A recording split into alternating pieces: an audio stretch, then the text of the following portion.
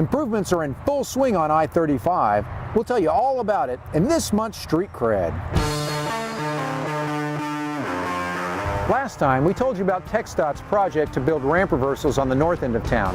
This month, it's the rebuild of the FM 3406 bridge. While it's a mess now, with eastbound traffic shut down, it's going to be fantastic when it's complete.